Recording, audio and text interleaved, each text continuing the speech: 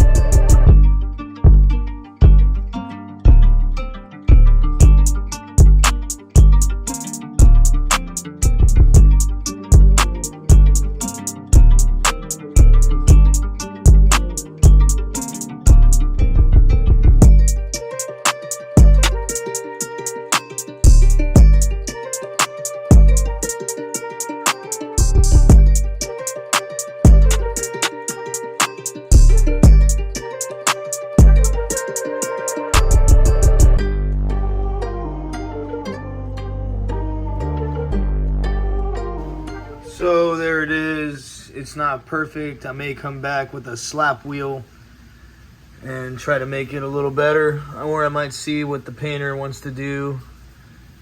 Most of that's going to get covered by the Hasport mount, so I'm not really worried about it. That wasn't fun though, man. Anybody else out there doing this, that was kind of one of the most annoying parts of what I've done so far. Some of these were hard to get to, and they just weren't fun to get off. It took me, I don't know, maybe like an hour to pry that thing off. But it's gone, baby. Hell yeah. As you guys saw yesterday, I went ahead and took out the passenger side motor mount. As you can see, it's cleaned up, but it's not perfect. I still have to come back and spend a little bit more time getting it smoothed out so it looks good when it gets repainted. Most of this is going to be covered up by the K-swap Hasport bracket that bolts in over here. So I'm not too worried about it, but I still want it to look good because, you know, even though I'm not going to make this a show car, I just want it to look OEM plus. You know, I want it to look good like it was supposed to be in there. So I'm going to spend a little bit more time later working on that. But right now, let me show you guys what I'm about to do. All right, as you can see, that is the intake manifold that I'm going to be using. I'm going to be using a different fuel rail, but that's the throttle body that I'm going to be using as well. As you can see, it's all chipped up, so I plan on sanding it down a little bit and repainting it, but I'm not going to do that right now. What I am going to do right now is remove the K24 intake manifold and exhaust manifold so I can, you know, just start cleaning up this block a little bit and getting it prepared to, you know, have everything mounted on it that I'm going to need. I don't have everything yet, but I need to get this post mount bracket off, and I just want to clean it up. You know, I just want it to look good. I was talking to Clarence the other day, and I'm potentially going to paint the transmission aluminum colored. It's just really faded, and it's not really going to match how clean this block is. As you can see, it's a little bit cleaner. So I just want it to look good. I don't plan on keeping this transmission forever. I have more plans later on to do some other stuff. If I end up supercharging it, then I will definitely go with the 5-speed and not the 6-speed. So I'm going to go ahead and get started taking off this intake manifold, and I'll keep you guys updated as I do more things.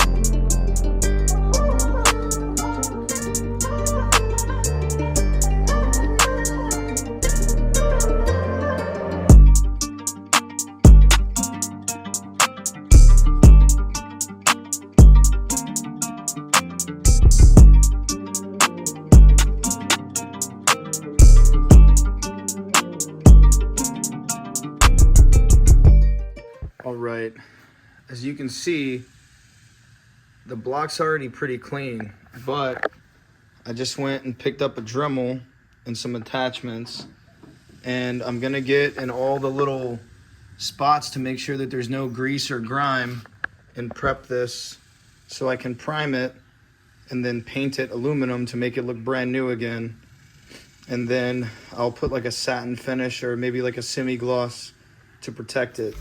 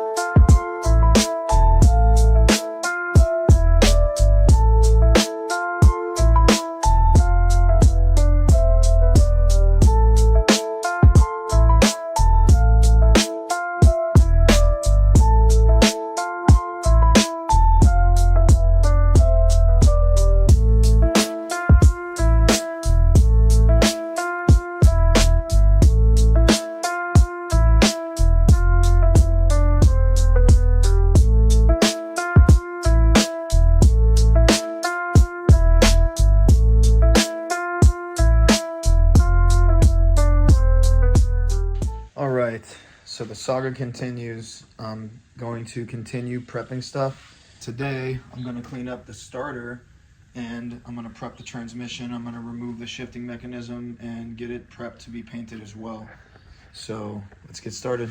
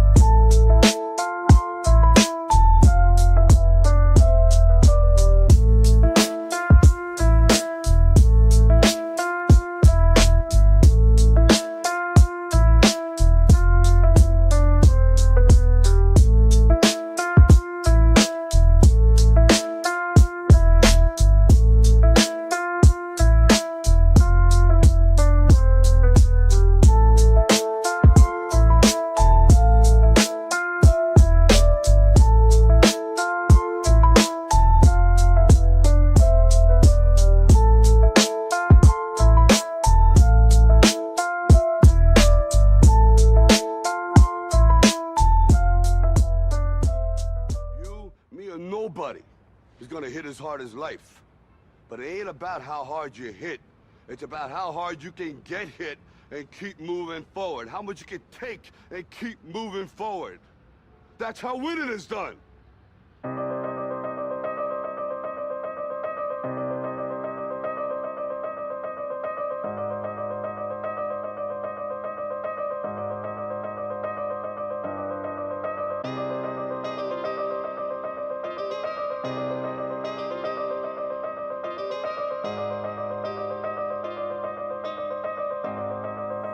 Storm.